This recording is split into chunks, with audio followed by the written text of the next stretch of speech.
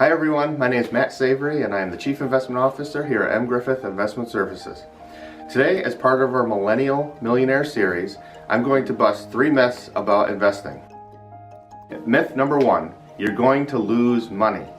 Many millennials believe they're going to lose everything in the stock market. Although there are some risks to investing, the truth is that over time, the markets have rewarded disciplined investors. Number 2, you don't have enough money to invest. This holds back many millennials from investing. But the truth is, you can get started with very little money. Number 3, investing is way too difficult. It's too hard. Investing can be, and in my opinion should be, very simple. And you can get started with just buying a single investment. We'll be going into way more detail at our workshops next week. There's a couple more spots available. If you'd like to register for either April 30th or May 3rd, click the link above.